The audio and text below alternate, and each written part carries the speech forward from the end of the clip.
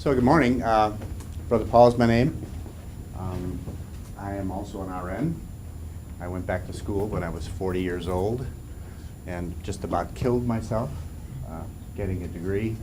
My intention back then was I was on my way to Africa, and I thought I would go over to Africa and have a chance to use my medical skills in Kenya, where I'd be living. When I got over there, I found out I'd have to spend 2 full years working for the government at my expense, and in order to get my license accepted. So I said, well, I'm not going to do that.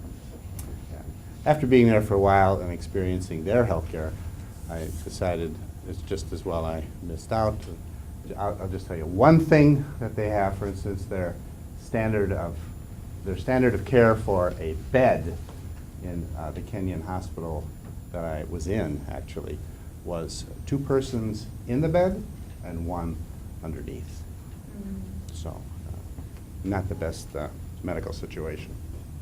When I came back from Kenya, I was asked to go out to Montana and start a school on the Blackfeet Indian Reservation. I knew really nothing about Indians or about reservations, or for that matter, I had never started a middle school before. So I was well prepared for the task before me. Let's talk just a little bit about Indians, first of all. Do you know much about Indians? By the way, I use the word Indian because that's what the Blackfeet use. They don't say Native American or any of those other. They like Indian. So there you go. What do you know about Indians? Anybody in here have ancestry? My grandmother's Full-blooded Cherokee. Cherokee? Okay, good. So that would make you 50%? Well, my dad is, so my dad's actually. Oh, like I'm sorry, you 5%. said your grandmother? Oh, so you're 25%. So you actually qualify as Cherokee Indian, according to the laws of the Cherokee tribe. In the United States, there are 563 recognized tribes. Recognized meaning the U.S. government has said, yes, this is an official Indian tribe with all the rights and privileges of an Indian tribe. Then you have to define what does that mean. Certain things you get if you are an Indian, again, depending on the tribe and where you are. Just talking about the Blackfeet, for instance, you have such wonderful blessings as you can hunt on the reservation, you can fish on the reservation. You don't have to pay state income tax if you work on the reservation in Montana. If you work off the reservation, you have to pay state income tax. You have to pay federal income tax? Yes. Okay. In the United States, if you are a member of the tribe, when you are born, your parents have to verify, or actually you can do it later, but you have to verify in some way or shape or form your lineage that proves you are enough blood quantum, they call it, to qualify as a member of the tribe. Now, for the Cherokee tribe, you only need 1/8 blood quantum to qualify as a member of the tribe. For the Blackfeet, it's 25%. Some tribes it's 50%. Some tribes it's 33%. But when you qualify, what you actually get is an ID card from the tribe, has your picture, and it says, whatever your name is, and you are an official member of the Blackfeet tribe because your blood quantum is 25%. Do you have a card? You could get one. Apply to the Cherokee tribe. And, well, anybody in here Irish? Michelle, do you have your Irish ID card with you? Could you show us to us that certifies you as a... I have my Irish plotter ring, that's about it. That's a start. Yeah, the only people in the United States that we require to carry a card certifying their ancestry and their ethnicity are the people who were here when we got here. And by the way, don't forget, this building is built on land that was owned by some tribe in the past. We're all trespassers in one way or another. So that's what the Indians are today.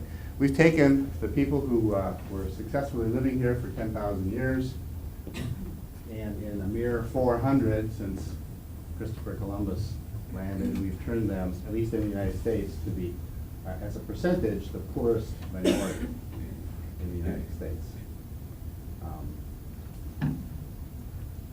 Starting in 1830-ish, Andrew Jackson, with a bill passed through Congress called the Indian Removal Act, we pushed tribes on the East Coast over to across the Mississippi into what it was called the Great American Desert. That's what it was, the name back then, to reservations, mostly at the beginning in Oklahoma. Reservations, let's talk about those for a minute or two. When you get a reservation at one of your local eateries here, when you're done eating, you get to keep the table? No. Well, it's pretty much true of reservations in the United States. They are chunks of land that are held in reserve for the use of a particular tribe or other Indians who want to live on that particular reservation. But ultimately, it belongs to the United States of America. So, talk about the ultimate Indian giver. We designate these lands for the Indians, but they don't really belong to them. And after the reservations were established, we developed a few ways to get pieces of that land back, so that every reservation, including the Blackfeet, you see a map of who owns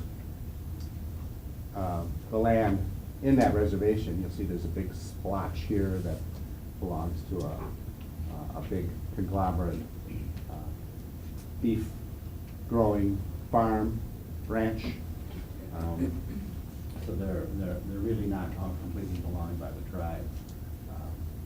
Just recently, they established a way to get that land back. The land is put up for sale. The tribe has the right of first refusal to buy it. However, most tribes don't have the wherewithal to do that. So, now specifically about the Blackfeet Reservation, it's in the northwest corner of Montana. And, oh, I forgot to tell you about the most important thing you get as a member of a tribe with your card, and that would be you have admission to Indian Health Service, which is a government-run hospital, clinic, doctor service throughout the country. Most of them are in the West because that's where the reservations are. And it's quite a fine example of government work at its worst. It's an underfunded, undermanned, undersupplied kind of organization. The care is not good. The care is, sorry. The care is frequently absent, and when somebody arrives, for instance, at the Browning Hospital, let's say from a serious car accident, the first thing they'll do is call up the helicopter to fly up from Great Falls, pick them up, and take them to a real hospital in Great Falls or in Kalispell, 2 hours away by car. So it's not a good place to have a serious injury or a heart attack that's going to take you away quickly. So that's the best thing you get from being an Indian. So that's the state of things in Browning. They have actually a new hospital there. It was built about 5 years ago. It was promised 20 years ago. It took forever for the hospital to get there. So what does that do to the health of the people?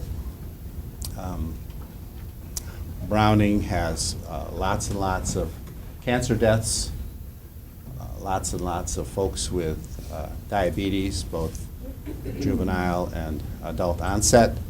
And the adult onset, as you know, is frequently tied to obesity, which is another big problem on the res. It's a big problem with our kids. A lot of our, you'll see some kids in a little slideshow or video we'll look at that are have a problem with that. It's also tied into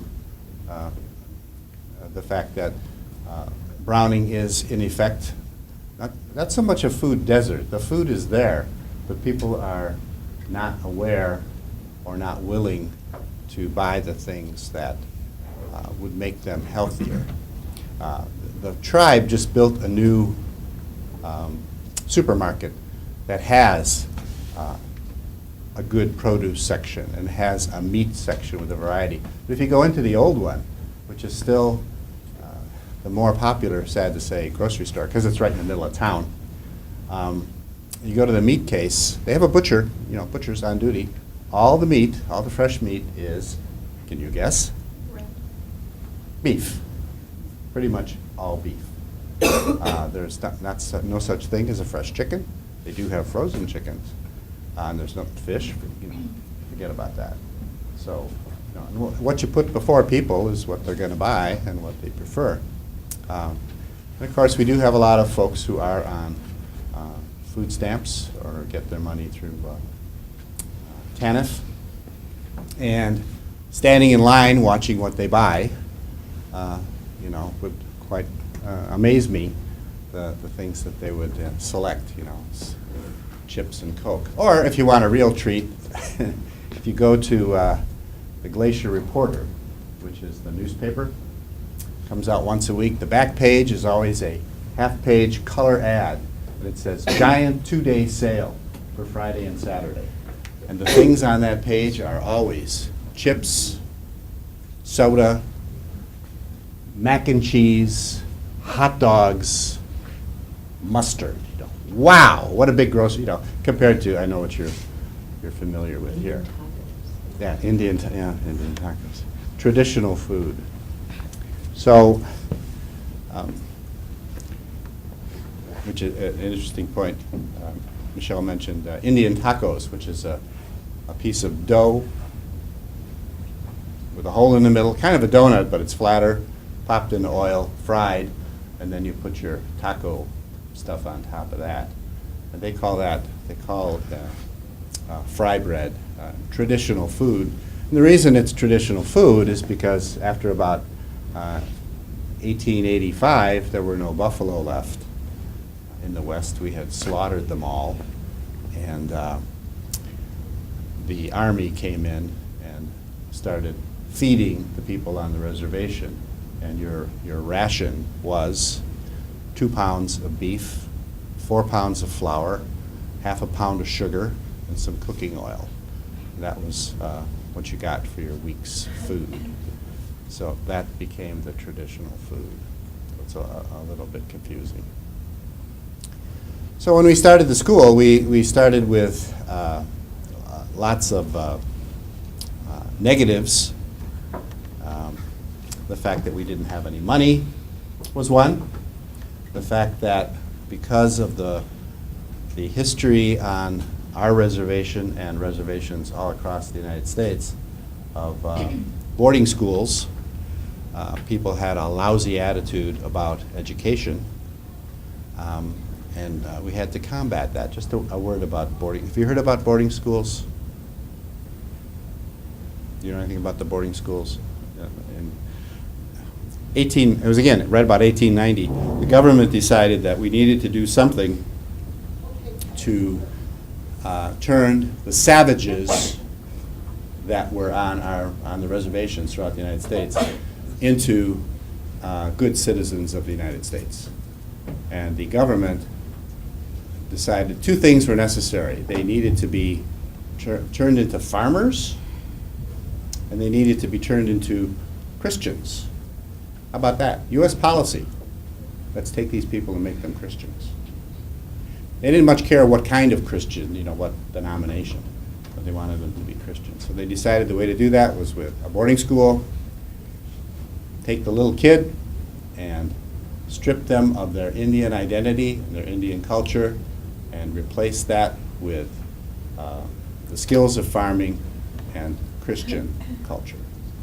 And created all these schools, set them up, parceled them out to the Catholics, the Protestants, the Lutherans, the Baptists, the Methodists, and let them go at it. Very tough thing as a little child to arrive at the reservation, have your hair shorn off, first thing they did, so that you looked like a European child. Your clothing would be taken, your buckskins that your mom or grandma had made for you. That's all burned. They put you into a uniform. No more speaking Blackfeet. Now when you're going to have to speak English. Oh yeah, and by the way, your name. I like the way they took care of that problem. They put a list of girls' names, boys' names on the board, and gave each child, you got your pointer, go up and pick a name. Of course, they didn't know what it said, but whatever they picked, that was their name. These things really happen. And this was the United States of America, and it was kind of a concentration camp for children whose crime was being born an Indian. And fortunately, that only lasted a couple of years, correct? No. How about into the middle 70s in some schools? 1970s. Our school on the res closed in 1940. So, but again, what it created was animosity toward education. It broke up families. It stripped them of their identity as Indians, their culture. They were told their culture was evil, So it was a tough thing, and that's what we started with, and that's how we had to change the 50% dropout rate so that we could get our kids moving in the right direction. Not to mention all the health, the nutrition, those kind of problems. So I think what I'll do is stop here and give you a little video of Salle Blackfeet. As you know, do they know that groups have been coming out for? Some of you guys have had me for sophomore year, so you've heard me talk about what we do at the Blackfeet School. I take a group of second degree students, so a group of BSN Express students. These folks here on the side of me are all graduates who have gone with me to the De La Salle School. And we go and do, over spring break, we do a week at the school. We do health education, health promotion, health screening at the school. These guys got to teach puberty last year, which was a kick in itself. And then we will be returning this year. Andrew Du Bois is going to take this group back this year for me because I'm not able to go. While the video's on, I'll pass it around. By the way, the first boarding school, the one they had as their model program, was held in a place called Carlisle, Pennsylvania. You heard that? Mm-hmm. The Carlisle School. And I have a picture here from about 1910 of the children of the Carlisle School standing in front of the building, getting their picture taken. And if you told a bunch of kids to look as miserable as you possibly can, you would say to these kids, you did a great job. So take a look at that. Another interesting thing, you guys have all come through PEDS already, so when you learn about Maslow and Maslow's hierarchy of needs, Maslow was standing in Browning when he wrote about the hierarchy of needs. That's in Paul Roser's dissertation. That's where I found that out. I did not know that until So questions for Brother Paul? What grades go to that school? 4 to 8. 4 to 8. Yeah. And are there separate schools before and after that also within that? There is, the public school before that is actually Good, which is a relief to our kids. Well, I shouldn't say good, it's okay. Our kids still come in 1 to 2 years behind in grade level. Not all of them, but quite a few of them. So, but afterwards, the high school has gotten better, but they've had a great problem with just not doing enough for their students. Well, before we went there, we had a meeting with the parish council, and one of the guys on the parish council said, "Brother, my son graduated from Browning High School, valedictorian, and went to Montana University in Missoula and had to drop out after the first semester because he couldn't handle a single course." So that's the kind of public school. They've gotten better. Our kids have helped them to beef up their AP program because, as Jimmy said, our kids are the ones who are in these programs. Since our kids started graduating, it's been six graduating classes now. 4 of the 6 years, our kids were the top students in the school, including one who went on to go to school at and graduate last year from Stanford. And we have another student at Stanford who's a sophomore, which is quite amazing. But one thing, walking around LaSalle High School, which is where I was yesterday, they had a thing in front of the guidance department, this bulletin board saying, these are the schools coming this month, the colleges, to talk. We have to do that for our kids because the high school doesn't do that. They don't help the kids fill out their FAFSAs. They don't apply for scholarships. The first year our kids graduated, I went to the graduation ceremony, and we had the valedictorian, the salutatorian, and the number 3-atorian. And the superintendent of schools, in giving her little spiel, said, "I want to congratulate our 104 graduates, and I'm proud to announce that they have received $55,000 in college scholarships." LaSalle last year got $28 million for its graduates. $55,000. I would not have said a thing if I was that superintendent. That's roughly 1 year of tuition here, right, Yeah, guys? right. So For 104 kids. Right. And especially being Indian, it's like. Right, I mean, there's money there. There are places, yes, there are places, including Montana. Yeah, so those are some, and of course, we didn't know all this when we got there, so. Nor did we know about the health issues that we faced. Yeah, Dr. DeRoser, who spoke on the video, has 10 children that she's raising. 9 are hers, and then Dakota. Mm-hmm. And she is a physician at the hospital. Just an amazing woman to talk to and to speak with.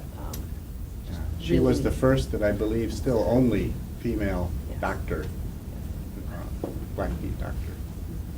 She went to Harvard. Yeah.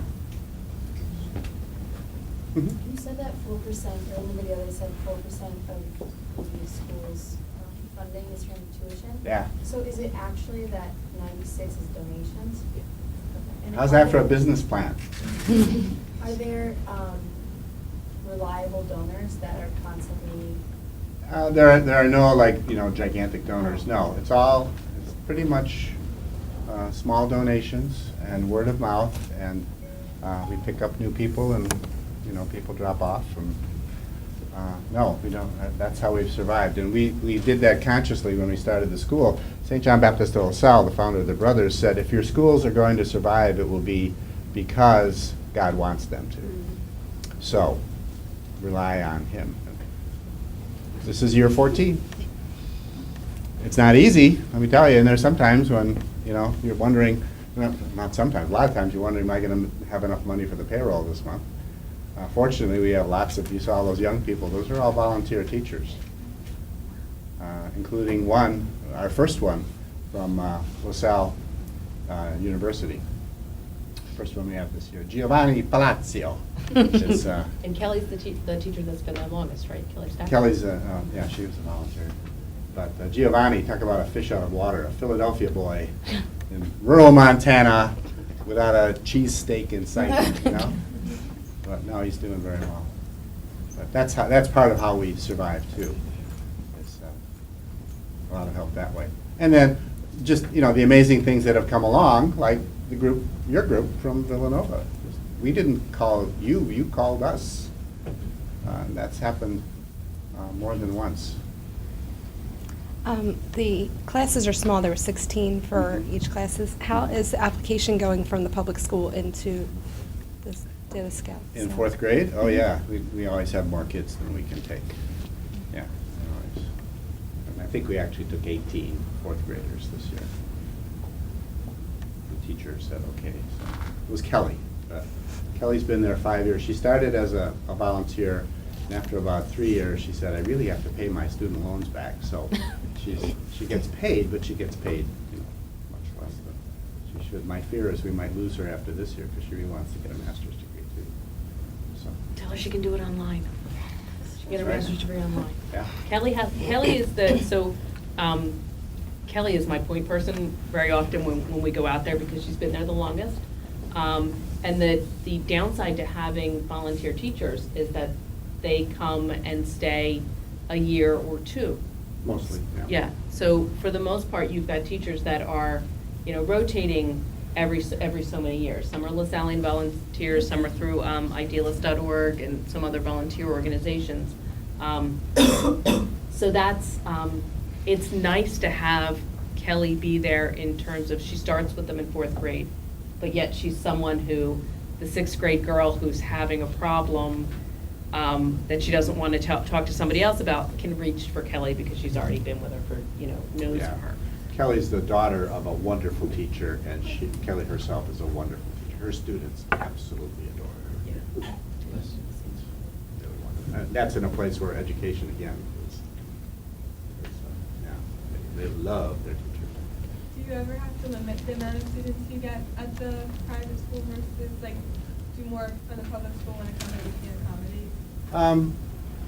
Well, our population is pretty stable. It's between 70 and 75. Yeah. That's the way that- Did you say you already have a graduating class from that? Oh, we've got your school that 6. already graduated from college? Yes. Yes, some. We have a few who've graduated from college. We've had, as they said, he says more than 100% have graduated from high school. I don't know how you do that. I didn't write the script. So, but no, 100% did graduate, or GED. A few of them went GED route. And then from, in college, we have about almost 70% have gone on to college or some other secondary type of thing. We have. Do you find that those graduates then come back to the reservation? Well, that's the hope. That's, you really can't tell. You have to wait a while. We always figured when we started the school, it would take 20 years to find out if it was really helping. It's certainly helping these people, but if it'll really come back and help the tribe. See, we created these reservations, locked people up on them, and then tried to make them into white people, and it just didn't work. It was a real travesty in American history. Is the school involved in helping the community with their healthcare needs, like through healthcare affairs or anything like that? We participate in those things. They do have healthcare. The hospital tries, it really does. And they come and they test our kids every year, for instance, for diabetes. They come and, I don't know if they do it on a regular basis, come do a physical. Not a regular basis. Yeah. I think maybe every fourth grade class or something like that, but it's not there's no school nurse. There's no, the reason we taught puberty last year was because the secretary, Jody, said, I put it out there every year. What do we need to talk about? What can we do to help you the most? And she said, I've got a bunch of fourth graders who are coming up to me because, they've gotten their period or whatever. And she's like, I don't know where to start. So, and the gym teacher was one of the boys. So he's not about to, field that conversation either.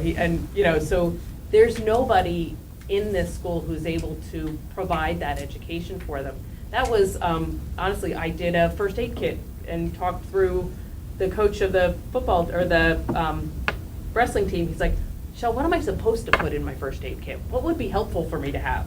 So basic things like that. The parish would love to have us to be more involved. And that, that would be my long-term goal, is for Villanova to be able to come several times during the year and maybe do a health fair in the fall and work through the parish to do that. And then, the school in the spring, or, whatever. Really, it's just such an opportunity for us to help them help themselves. Do they provide any meals at the schools? for the- Yes, we provide, the students get, it's also through the school lunch program, breakfast, lunch, and a snack. Yeah, it's always a healthy snack. Kids really don't like the healthy snacks. They're getting better about it. Fruit slices and things like carrots. Yeah. What? Oh, sorry, go ahead, Mary. Thank you. No. What curriculum does the school follow? Does it follow like Montana State curriculum? It does, and we belong to a consortium of schools called the Golden Triangle, which is the part of Montana we're in. And that's the, The one thing that confused me is like we had health class where we learned about puberty and diagrams of male and female anatomy. So I was just a little confused how the kids Yeah. didn't know about puberty. There's no health class. The There's gym no health, teacher would yeah. teach it. And the year before we were there was actually a person, and so they may be teaching in a subject that is not necessarily their forte. Okay, so they went to college to be educators, or they went to college to be business people, or whatever it might be. Like many parochial schools, you don't necessarily have to have a teacher certification to be teaching. yeah, you don't at all. Yeah. In fact, to start the school, all I had to do was let the county superintendent that we were having a school. And he said, okay, and if you don't mind, you don't have to, but could you send me a list of the students so they don't get marked as missing? True. That was the entire process for starting a private school. Well, and to put this geography kind of into perspective, the reservation is uber enormous, okay? It's the size of New Jersey. Yeah, so the school is here. I might live 15, 20 miles out of the town. So if I live on, in the outskirts of the reservation, well, the day we landed last year, there was 6 feet of snow on the ground. So what happens here when we get a foot of snow? School closes. Everything stops, right? These guys, a snowplow isn't a snowplow like we think of. It's a backhoe. Like a construction dirt mover. Yeah.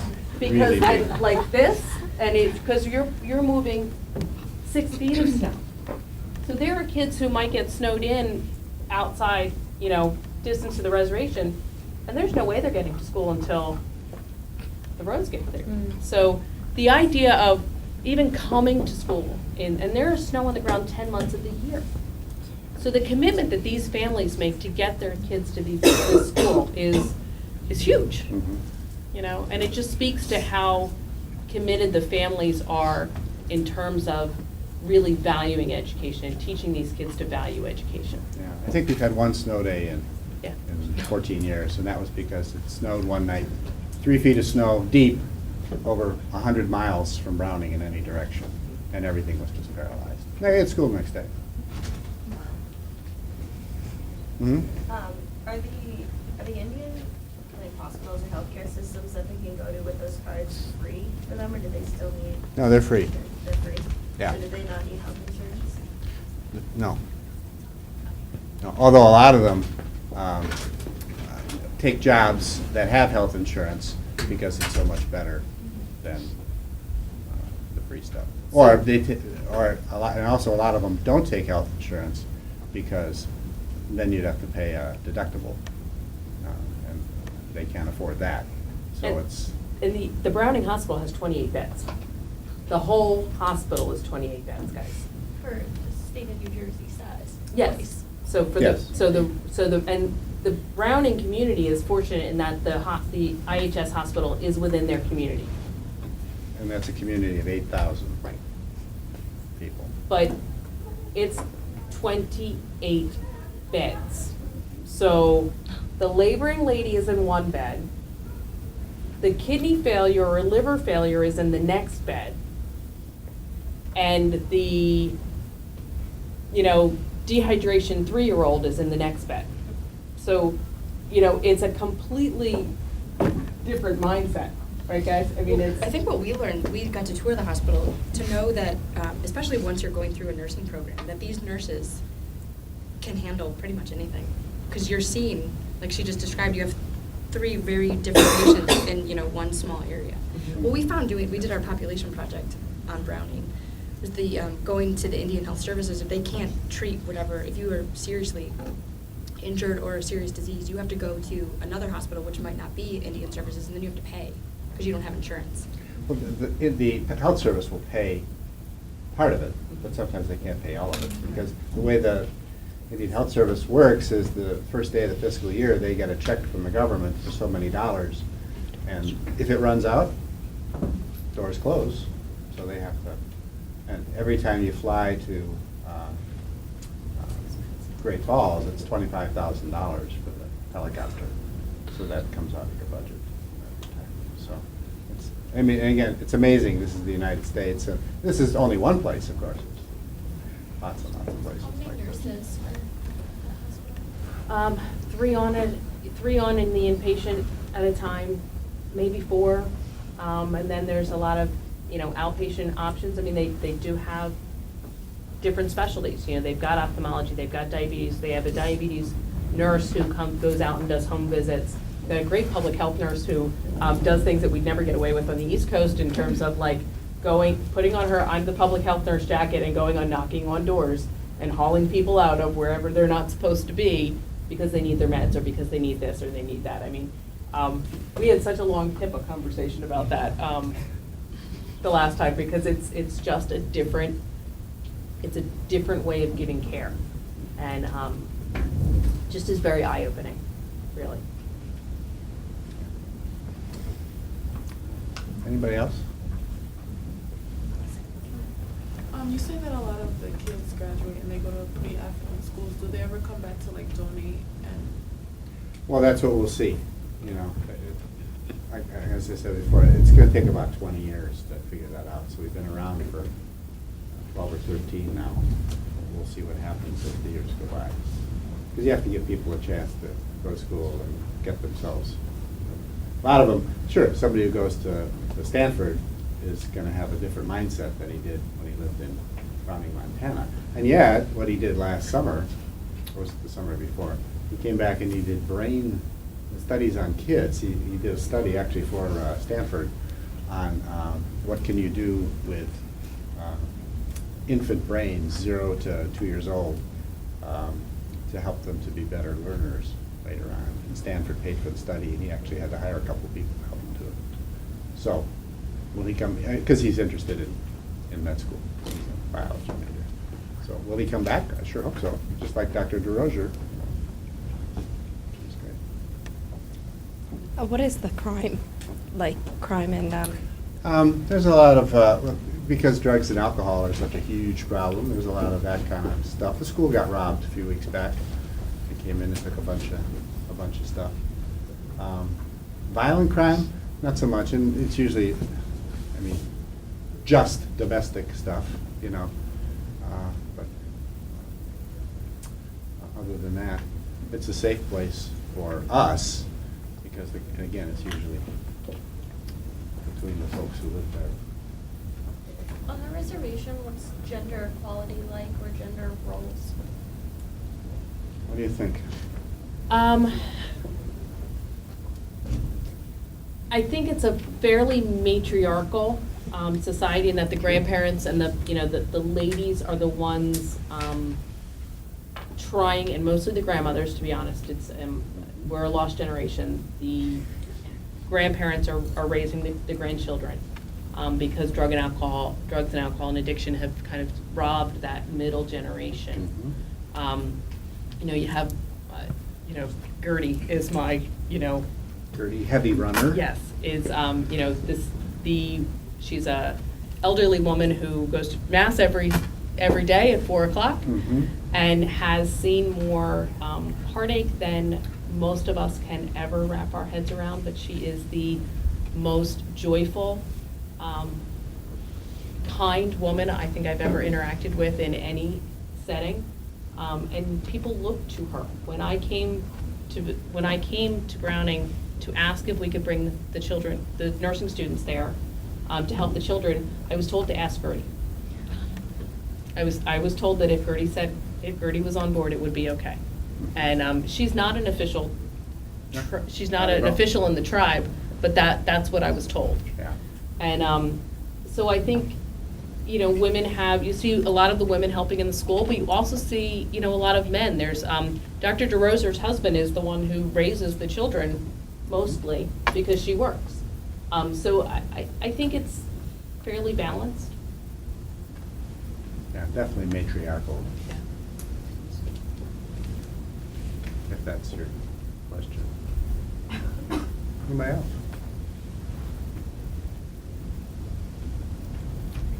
Well, you're most welcome to come out to Montana. We're next to Glacier Park. You can see that's a spectacular place. It's kind of like, you walk into the park and here's God, and you turn around to the reservation. You say, "Oh my God, where did you go?"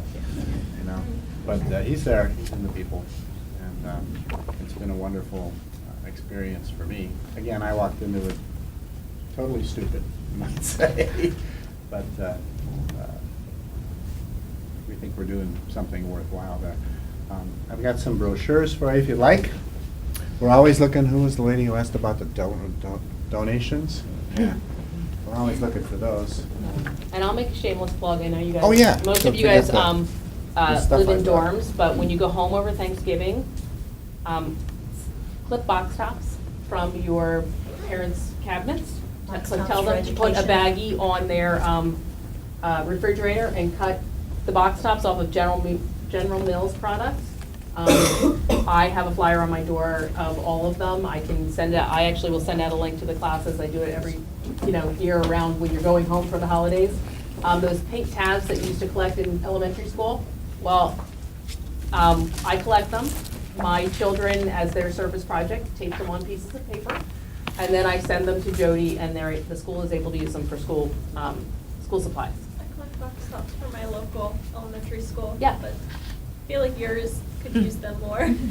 Well, that's what I told my kids. I mean, my kids are 14, 12, and 10, and they're like, well, but Mom, what about our school? I said, we're nowhere near where they are, so I think they go to Browning. And so we've been doing it for a couple of years. We've sent about $500 so far in school supplies, which means it's like 5,000 box tops. And don't forget the jewelry.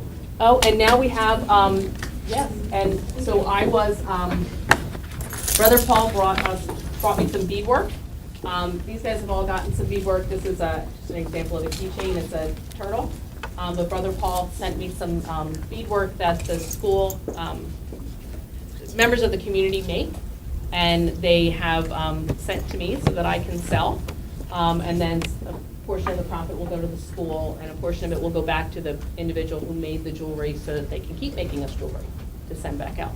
Yeah, so you're actually helping two causes if Yeah. you buy something like that. Can't get one of these, though. Actually, the lady who said she's a judge, she made me this. You know, just see other It's father very wearing pretty. it in the video. Yeah. Yeah. Yeah, and Father Ed has a whole cassock that's buckskin and, Yeah. Notice how he laughed when he said, "This school is a miracle." It really is. I mean, who runs a school with no money? We do. We do. They do. Yeah.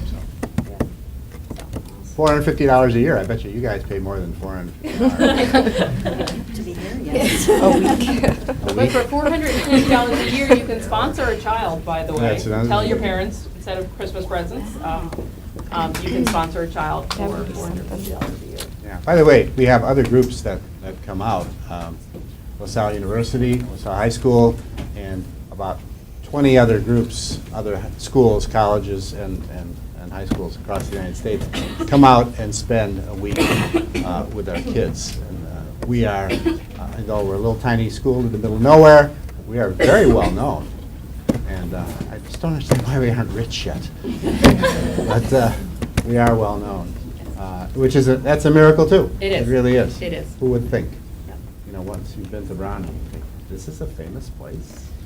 So, but thanks especially to you guys for being up there. And thank you, Dr. Kelly, for inviting me today.